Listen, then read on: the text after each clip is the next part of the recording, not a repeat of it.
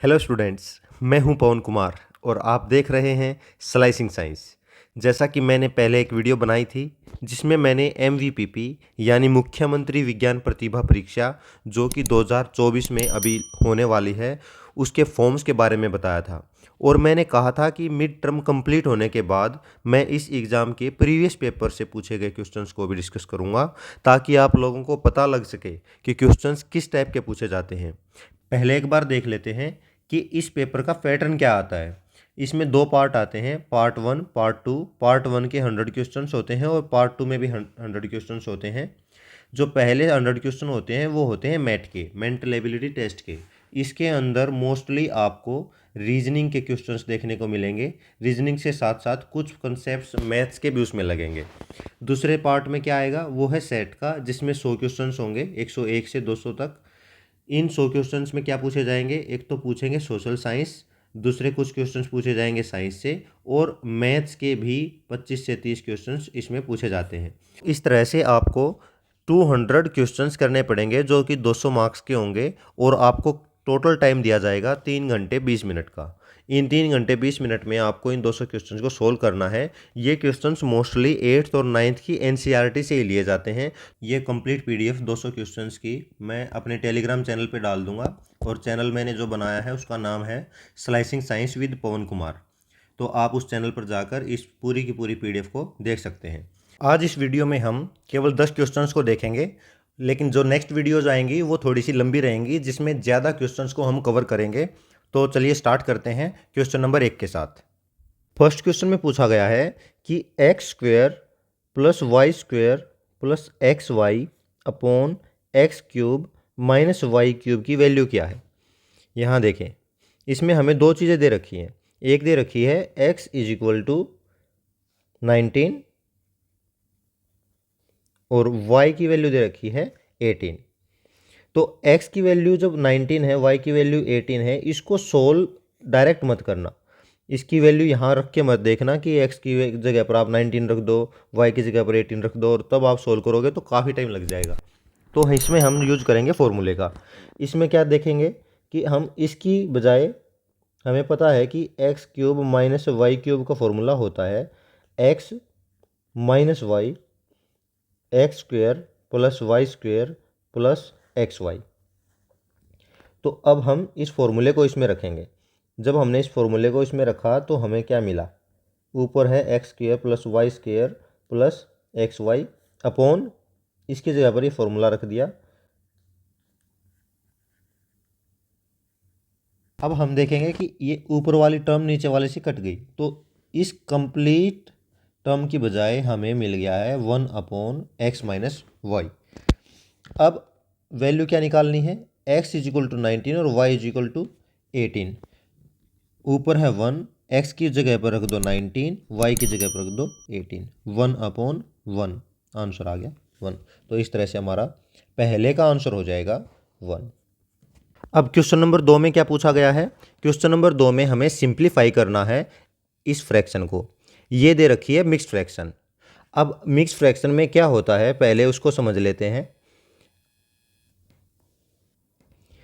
Mixed fraction में एक होता है होल नंबर और एक होता है फ्रैक्शन में।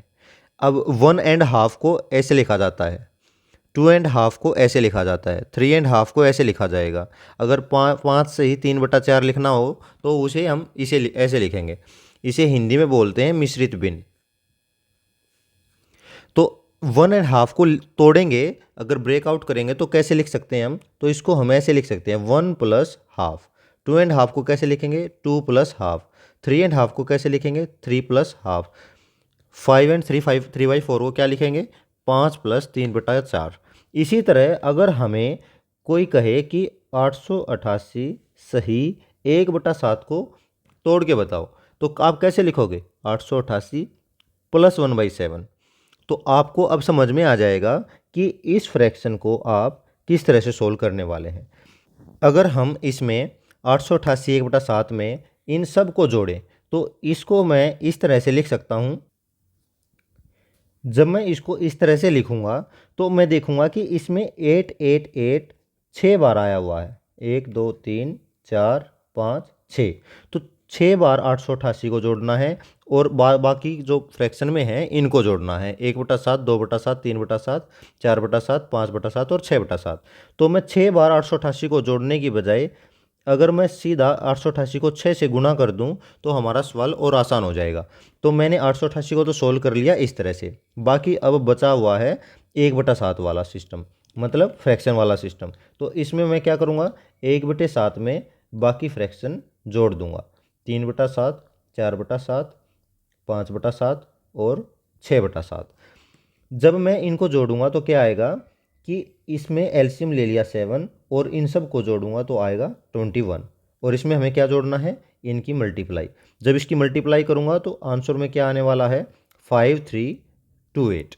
और 5328 को जब मैं 21/7 से सोल्व करूंगा तो क्या आ जाएगा, यहाँ पे इसको सिंप्लीफाई करेंगे 3 बच जाएगा और इसको जब जोड़ेंगे तो क्या आ गया, 5331। क्या हमारे इस ऑप्शन में ये दिया गया है? जी, जो सेकंड ऑप्शन है इसमें ये आंसर है 5331। तो आप इसको समझ गए होंगे कि किस तरह से सोल्व करना है। इस तरह के क्वेश्चन बहुत पूछे जाते हैं। मिक्स फ्रैक्शन को आप ध्यान रखेंगे कि इसके अंदर आप मिक्स फ्रैक्शन में कभी भी ये गलती ना करें कि आप इनको 888 को बाहर कॉमन ले लें और बीच को जोड़ दें। मतलब ऐसा ना करें कि आपने 888 में बाहर कॉमन ले लिया और अंदर वाले को जोड़ दिया, तो इस तरह से तो ये मल्टीप्लाई में होगा। जबकि होता क्या है कि 888 6 बार आता है, यहाँ पर 888 केवल आप एक बार मल्टीप्लाई कर रहे हो। इसका मतलब आपने बाकी जो 888 है उसको छोड़ दिया है। वो क्यों छोड़ दिया है? क्योंकि आपने इसको मल्टीप्लाई काउंट कर लिया है, जबकि ये मल्टीप्लाई नहीं होता, ये प्लस होता है। मिक्स्ड फ्रैक्शन में ये प्लस होता है, इसलिए हम इसमें इसको कॉमन फैक्टर की तरह नहीं ले सकते। 888 को हम कॉमन बाहर नहीं निकाल सकते क्योंकि इसमें बीच में मल्टीप्लाई ना होके प्लस आता है मिक्स्ड फ्रैक्शन में। जैसे अगर मान लो हो 5 गुना 3 जमा 5 गुना 6 जमा 5 गुना 7, तो यहाँ पर आप 5 को कॉमन ले सकते हैं क्योंकि सब में 5 से मल्टीप्लाई है और अंदर वालों को आप जोड़ सकते हैं। ये बिल्कुल ठीक है, यहाँ आप कर सकते हैं क्योंकि ये मिक्स फ्रैक्शन में नहीं है, ये कंप्लीट है। ये भी होल नंबर है, ये भी होल नंबर है। तो आप इस तरह से ना करें और इस क्वेश्चन को बड़े ध्यान से करें। जब मिक्स फ्रैक्शन आ जाए तो आप उसको इस तरह से सोचें। अब करते हैं थर्ड क्वेश्चन। थर्ड क्वेश्चन में हमें निकालना है क्यूब रूट। तो सबसे पहले हम कोशिश करेंगे कि अंदर वालों को क्यूब की फॉर्म में लिखें। बाहर लिख देंगे क्यूब रूट, अंदर हम 125 को क्या लिख सकते हैं, -5 क्यूब, और यहाँ पर हम -1000 को क्या लिख सकते हैं, -10 का क्यूब। जब हम इसको और सोल्व करेंगे तो माइनस और माइनस को जब हम मल्टीप्लाई करेंगे तो प्लस हो जाएगा। तो 5 और 10, इसको मैं इस तरह से कर सकता हूँ ना कि 5 × 10 की क्यूब, और माइनस माइनस तो प्लस हो ही गया, तो क्या आ जाएगा, ये 50 का क्यूब, और इस क्यूब से ये क्यूब रूट कट जाएगा और आंसर आ जाएगा 50। तो इस तरह से थर्ड क्वेश्चन का हमारा आंसर आ गया 50, जो कि है ऑप्शन 1। तो आप उसमें ऑप्शन 1 को सर्कल कर देंगे इस तरह से। अब क्वेश्चन नंबर 4। क्वेश्चन नंबर 4 में क्या पूछा गया है? क्वेश्चन नंबर 4 में कहा गया है कि वैल्यू ऑफ 1 + 1/2, 1 - 1/2 डिवाइडेड बाई 4/7, 2 + 2/5 + 3/10। इसको अगर मैं यहाँ लिखूँ तो इस तरह से लिखा जाएगा। जब हम इसको सोल्व करेंगे तो 1 बाई 1 हम इसको सोल्व करते जाएंगे, लास्ट में हम आंसर तक जल्दी पहुँच जाएंगे। ध्यान से करेंगे। सबसे पहले हम इसको सोल्व करेंगे, फिर इसको सोल्व करेंगे, फिर यहाँ पहुँचेंगे। तो 1 + 1/2 में क्या आ जाएगा, ये आ गया 3/2। 1 - 1/2 में क्या आ गया, ये हो जाएगा 1/2, डिवाइडेड बाई 4/7, 2/5 + 3/10। पहले हम इसी को देखेंगे। इसमें 2 से 2 कट गया तो ऊपर क्या बच गया, 3, नीचे बच गया 1, डिवाइडेड बाई 4/7 इंटू, यहाँ पर हम इसका एलसीएम लेंगे तो 10 आ जाएगा। तो 5 दूनी 10, 2 दूनी 4 प्लस यहाँ आ जाएगा 3, 3 डिवाइडेड बाई 4/7 इंटू 7/10, 7 से 7 गया, 2 दूनी 4, 2 पंजे 10, 3 डिवाइडेड बाई 2/5। इसको हम ऐसे सोल्व करेंगे मल्टीप्लाई से। मल्टीप्लाई जब हम करते हैं तो इसको अपोजिट कर देते हैं, 2/5 को हम अपोजिट कर देंगे तो क्या बन गया, 5/2। तो आंसर में क्या आ जाएगा, 15/2। देखते हैं 15/2 हमारे आंसर में है या नहीं। यहाँ देखिए क्वेश्चन नंबर 4 का थर्ड ऑप्शन, तो हमारा इसका आंसर हो गया 15/2, ऑप्शन नंबर 3। बात करते हैं क्वेश्चन नंबर 5 की। तो इसमें क्या है, नेक्स्ट टर्म ऑफ सीरीज बतानी है, जिसमें रूट दे रखे हैं 3, √18, √50, √98। आपको बताना है कि इसके आगे क्या आएगा। इसी सीरीज को अगर आगे बढ़ाएं तो सीरीज के क्वेश्चन में क्या होता है कि या तो कोई जमा हो रहा होता है, हर टर्म में कुछ माइनस हो रहा होता है, या फिर आप किसी को किसी से मल्टीप्लाई करते हैं तो बार बार उसी डिफरेंस के हिसाब से आप मल्टीप्लाई कर सकते हैं। जैसे अगर मान लो सिंपल टर्म में बात करें कि 2 4 6 के बाद क्या आएगा, तो आप बता दोगे कि 8 आएगा। अगर 10 बोल दिया, 10 के बाद में 8 बोल दिया, फिर आपको 6 बोल दिया, इसके बाद में आप अपने आप बता दोगे कि इसमें आगे 4 आएगा। तो इसमें आपको अपनी रीजनिंग लगानी है, अपना दिमाग लगाना है कि इसमें इन्होंने जमा कर रखा है, घटा कर रखा है, किसी का स्क्वायर ले रखा है, या फिर किसी का क्यूब ले रखा है, किसी को मल्टीप्लाई कर रखा है किसी चीज़ से, बार बार उसी चीज़ से मल्टीप्लाई किया गया है। तो अपनी रीजनिंग लगाकर हमें उस सीरीज की नेक्स्ट टर्म को खोजना पड़ता है। तो इसमें क्या कर रखा है इन्होंने, कौन सा ऑपरेशन लगाया होगा कि यहाँ पर √18 के बाद √50 लिख दिया, या फिर √50 के बाद इन्होंने 98 लिख दिया। कोई ना कोई ऑपरेशन जरूर लगाया होगा। तो इसमें अगर हम बात करें √18 की, तो इसमें देखेंगे कि ये 9 को अगर हम 2 से गुना करेंगे, 9 दूनी 18 होता है। √50 को देखेंगे तो 25 दूनी 50 होता है। 98 को देखेंगे तो ये 49 को 2 से गुना कर रहे होते हैं। तो इसमें अगर 9 को देखें तो क्या आया, ये 3 का स्क्वायर है, 3 का स्क्वायर फिर 2 से गुना है। 25 को करेंगे तो 5 का स्क्वायर फिर 2 से गुना है। 49 को करेंगे तो 7 का स्क्वायर और उसके बाद में फिर 2 से गुना है। तो हम यहाँ पर लिख सकते हैं कि अगली टर्म में क्या आएगा, पहले में 3 है, दूसरे में 5 है, तीसरे में 7 है, अगले में क्या आएगा 9। तो 9 का स्क्वायर फिर उसको 2 से गुना करो, 9 का स्क्वायर क्या आएगा 81, इसको 2 से गुना करेंगे क्या आएगा 162। तो देखें कि क्या 162 हमारे उसमें है, और खाली 162 नहीं, इसका अंडर रूट, क्योंकि हम जो क्वेश्चन लेकर चले हुए हैं वो अंडर रूट के अंदर लेकर चले हुए हैं। तो क्वेश्चन नंबर 5 के अंदर ऑप्शन नंबर 3 √162 दिया गया है। तो यही इसका आंसर है। क्वेश्चन नंबर 6 है, इसमें पूछा गया है कि यदि किसी समवर्तीय शंकु की ऊंचाई 100% बढ़ाई जाती है तथा आधार की त्रिज्या 50% कम की जाती है तो शंकु का आयतन क्या होगा। If the height of A right circular cone is increase by 100% और उसकी जो रेडियस है वो रिड्यूस्ड बाई 50%, तो वॉल्यूम ऑफ द कोन क्या होगा, उस पर क्या असर पड़ेगा। तो सबसे पहले हम इस क्वेश्चन में हम देखेंगे कि हमें वॉल्यूम ऑफ कोन का फॉर्मूला पता होना चाहिए। और वॉल्यूम ऑफ कोन का फॉर्मूला क्या होता है, वॉल्यूम ऑफ कोन का फॉर्मूला होता है 1/3 πr² h। 1/3 πr² h में हमने क्या देखा कि इसमें बोल रखा है कि हाइट को तो 2 गुना कर रखा है और रेडियस को क्या कर रखा है हाफ। अगर हम नए वॉल्यूम की बात करें, न्यू वॉल्यूम ऑफ कोन की बात करें, नए आयतन की बात करें, तो नए आयतन में क्या आएगा कि r की बजाय हम लिख देंगे r/2 का स्क्वायर। क्यों, क्योंकि ये रिड्यूस किया गया 50% से, मतलब आधा, हाफ कर दिया गया उसका। तो रेडियस हो गई है आधी और हाइट क्या हो गई है 100% इंक्रीज कर दी गई है। मतलब 100% का मतलब क्या है कि अगर आप 1 हैं तो पूरा का पूरा 100% बढ़ा दिया तो ये 2 कर दी गई है। अगर 5 है तो पूरा 5 बढ़ा दिया गया, तो मतलब कितने हो गई है 10 हो गई है। तो इसका मतलब 2 गुना हो गई है इसकी। तो हाइट को क्या कर दिया गया है 2 गुना कर दिया गया है। तो बताओ कि नया वॉल्यूम सेम रहेगा, डिक्रीज होगा 25% से, या इंक्रीज होगा, या फिर 50% से डिक्रीज होगा। अब हम इसमें देखेंगे कि 1/3 पाई, अगर r² की बात करें तो r²/4 हो जाएगा और यहाँ 2h।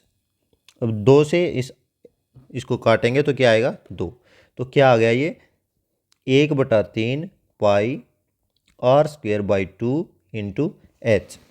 मतलब पहला जो वाला था वॉल्यूम ऑफ कोन वो था 1/3 पाई r²h। अगर मैं इसमें भी 1/3 पाई r²h को 1/3 पाई r²h को एक साथ लिखूं और 1/2 को अलग लिखूं, तो आप क्या देखेंगे कि ये पहले वाले से पहले वाले में क्या था, पहले वाले में था 1/3 पाई आर स्क्वायर एच, और दूसरे वाले में क्या हो गया 1/3 पाई आर स्क्वायर का आधा, मतलब ये हाफ रिड्यूस हो गया है, कम हो गया है। अगर ये 2 ऊपर आता तो 2 गुना मतलब 100% बढ़ जाता, और अब ये हाफ है, इसका मतलब ये 50% डिक्रीज हुआ है, रिड्यूस हुआ है। तो इसका आंसर क्या हो जाएगा, ऑप्शन नंबर 4 डिक्रीज बाई 50%। इस तरह से हम इस क्वेश्चन को सोल्व करेंगे। क्वेश्चन नंबर 7 को देखते हैं। क्वेश्चन 7 में बोल रखा है कि यदि x + 1/x √2 हो तो x स्क्वेयर + 1/x² का मान क्या होगा। If x + 1/x = √2 then find the value of x square + 1/x²। तो इसमें हम देखेंगे कि x स्क्वेयर + 1/x² जब हम निकालना है तो हम सबसे पहले इसको लेंगे x + 1/x जो हमें दे रखा है, जिसकी वैल्यू है √2। अगर हम इन दोनों को स्क्वेयर कर दें तो क्या आएगा, मतलब स्क्वेयरिंग बोथ साइड। इसमें एक फॉर्मूला लग जाएगा ना, a + b का स्क्वेयर। a + b का होल स्क्वेयर क्या होता है, ये होता है a का स्क्वेयर + b का स्क्वेयर + 2ab। तो यहाँ पर हम वो फॉर्मूला लगाएंगे तो क्या आएगा, x स्क्वेयर + 1/x² + 2ab = √2 का स्क्वायर क्या हो गया, 2 हो गया। अब x स्क्वेयर + 1/x², यही तो हमें निकालना है ना, देखो ध्यान से। तो इसको तो हम अलग रख लेंगे और बाकी को सोल्व करेंगे। x से x कट गया, +2 = 2, 1/x² = 2, इस +2 को उधर लेकर जाएंगे, 2 - 2 0। तो आंसर क्या आ गया, इसकी वैल्यू 0। तो क्या आंसर है, ऑप्शन 3 0। अब क्वेश्चन नंबर 8 देखेंगे। क्वेश्चन 8 में पूछा गया है कि what is the average of first 50 odd numbers, प्रथम 50 विषम संख्याओं का औसत क्या है। तो यहाँ पर पहली 50 विषम संख्याओं का औसत बताना है। तो सबसे पहले तो देखें कि ऑड नंबर्स होते क्या हैं।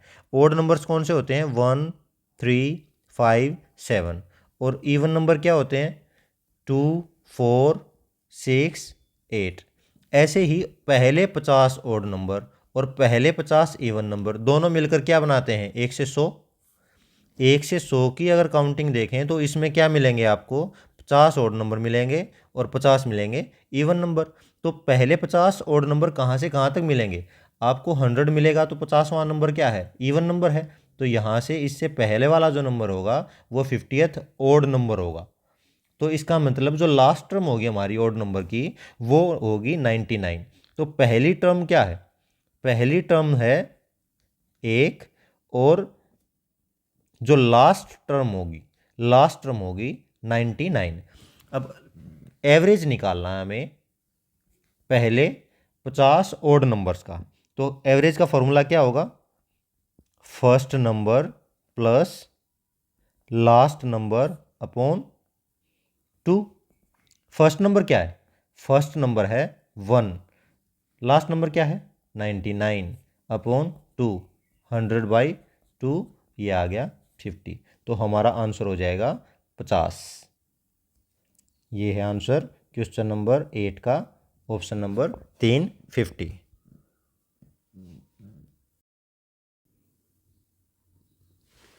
क्वेश्चन नंबर 9 में पूछा गया है what is the smallest number which leaves remainder 3 when divided by 5 6 and 8। इसका मतलब अगर किसी संख्या में से, इसमें से अगर हम 5 6 और 8 से भाग देंगे तो उसका रिमाइंडर 3 बचता हो, और अगर हम उसको 9 से डिवाइड करें तो उसमें कोई भी शेष नहीं बचना चाहिए। 9 से भाग देने पर कोई भी शेष ना बचे। तो ऐसी संख्या बतानी है और वो संख्या सबसे छोटी होनी चाहिए, इनमें से सबसे छोटी से छोटी संख्या होनी चाहिए वो। अब पहले देखो कि 9 से डिवाइड का रूल क्या होता है। जब हम कोई भी संख्या लें, अगर मान लो कि 1 2 3 ले ली, तो ये 9 से डिवाइड तब होगा जब इसकी हम डिजिट्स का सम करके देखें और वो 9 से भाग हो जाए। 3 2 5 और 1 6। क्या 6 9 से डिवाइड होता है, नहीं होता, इसलिए ये 123 भी 9 से डिवाइड नहीं होगा। 723 को देखें, 723 में इसकी डिजिट को सम करें, 7 2 9 और 3 12, ये 12 भी 9 से डिवाइड नहीं होता। इसका मतलब हमारा 1 और 3 तो ऑप्शन में हमारा राइट नहीं होगा। अब ऑप्शन रह गया 2, 2 में क्या दे रखा है, 603। तो 6 में अगर हम इसकी डिजिट्स का सम करेंगे तो क्या आएगा 9, और 243 को अगर जोड़ेंगे तो क्या आएगा, इसका भी सम आ रहा है 9। 4 और 2 6 3 9। इसका मतलब ये हो गया कि ये 9 की कंडीशन को दोनों ही जो टर्म है वो पूरी कर रही है। अब इसके अलावा दूसरी कंडीशन क्या दे रखी है कि 5, 6 और 8 से डिवाइड करने पर शेष कितना बचना चाहिए 3। हम देखेंगे इनको डिवाइड करके 5 से, 6 से और 8 से। जब हम इनको 5, 6 और 8 से डिवाइड करके देखेंगे तो हम देखेंगे कि हर एक में जो रिमाइंडर है इसमें 3 बच रहा है। जब हम इस 243 को 5, 6, 8 से डिवाइड करके देखेंगे तो इसमें भी हमारा आंसर 3 बचता हुआ दिखाई देगा, जो शेष है वो 3 बचता हुआ दिखाई देगा। इसका मतलब दोनों ही कंडीशन को पूरा कर रही है कि 5, 6, 8 से डिवाइड करने पर 3 शेष बचे और 9 से डिवाइड करने पर 0 शेष बचे। इसका मतलब ये हो गया कि हम अगर इतना सा पूछा जाता कि 5, 6, 8 से डिवाइड करने पर 3 बचता और 9 से डिवाइड करने पर कोई शेष ना बचता हो तो हमारे पास दोनों ही ऑप्शन करेक्ट होते।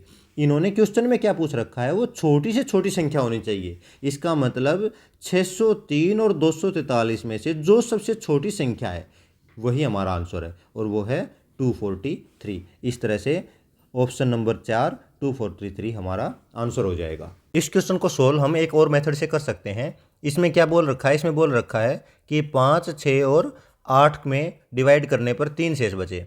तो सबसे पहले हम देखेंगे कि हम इसका एलसीएम ले लेंगे कि 5, 6 और 8 का एलसीएम क्या होगा। 5, 6 और 8 का एलसीएम होगा, जब हम इसका एलसीएम निकालेंगे तो मिलेगा हमें 120। इसका मतलब 120 वो पहली संख्या है जो कि 5, 6 और 8 से डिवाइड होने कंप्लीट डिवाइड हो जाएगी। लेकिन हमें कंप्लीट डिवाइड तो नहीं चाहिए, हमें तो चाहिए कि 3 शेष बचे।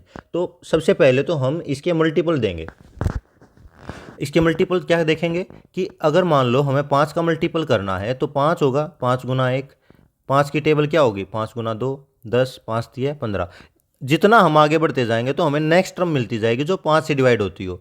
इसी तरह से 120 के आगे जब हम बढ़ेंगे तो हमें पता लग जाएगा कि ऐसी कौन सी टर्म है जो कि 5, 6 और 8 से तीनों से डिवाइड हो रही होंगी।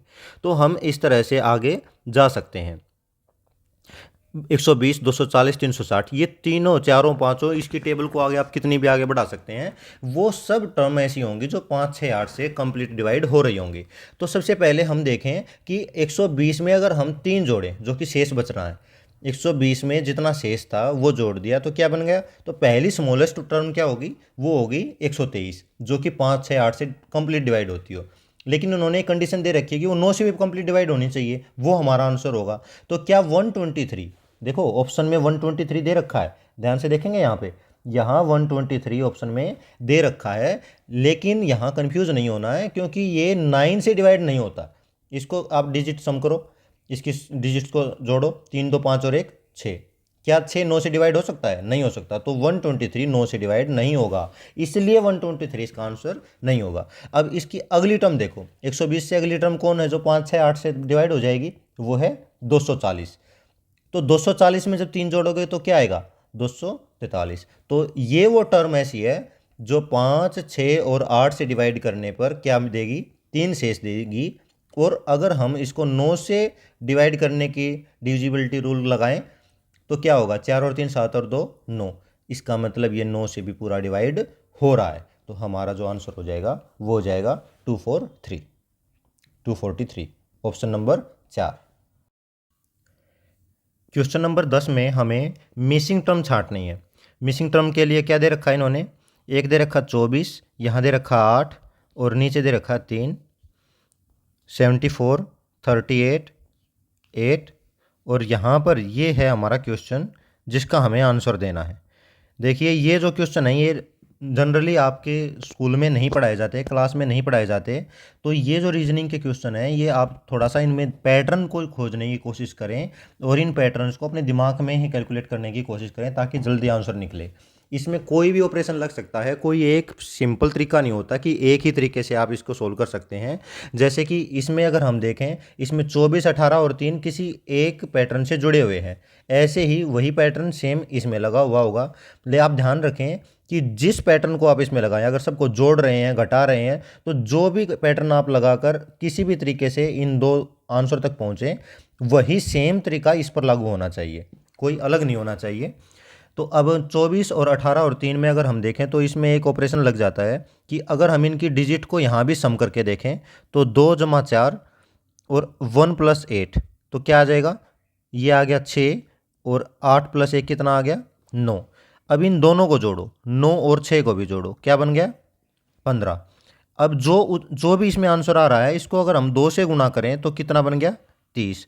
इसकी डिजिट सम करो तो 3 + 0 क्या आ जाएगा 3। तो हमने क्या ऑपरेशन लगाने की कोशिश की है, हमने देखने की कोशिश की है कि जितनी ये डिजिट दे रखी हैं पहले इन सब को जोड़ो, जब जोड़ोगे तो उसको 2 से मल्टीप्लाई करो और जो आंसर आए उसकी भी डिजिट को जोड़ दो। जब डिजिट को जोड़ोगे तो नीचे वाला आंसर है। अब इसमें देखें क्या इसमें भी लागू होता है ये।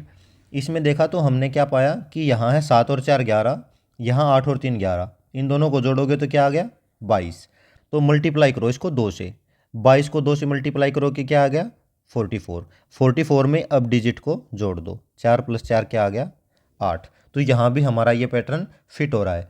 अब तीसरे में अगर सेम चीज़ देखें तो क्या आएगा, सबसे पहले 6 और 4 को जोड़ो क्या बन गया 10, 6 और 2 को जोड़ो क्या बन गया 8, 10 और 8 क्या बन गया 18।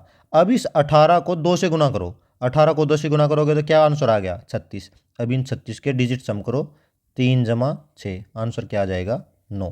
तो क्या हमारा आंसर दिया हुआ है जी, ऑप्शन नंबर 3 में दिया हुआ है 9, यही हमारा इसका आंसर है। इस वीडियो को हम अभी छोटा ही रख रहे हैं, ये हम 10 क्वेश्चन इसमें सोल्व कर रहे हैं, लेकिन जो नेक्स्ट वीडियो आएगी वो थोड़ी सी लंबी रहेगी जिसमें ज़्यादा क्वेश्चंस कवर किए जाएंगे ताकि आपके एग्ज़ाम से कुछ टाइम पहले ही हम इस पूरे पेपर को एनालाइज कर लें और आपको इसका फ़ायदा मिले।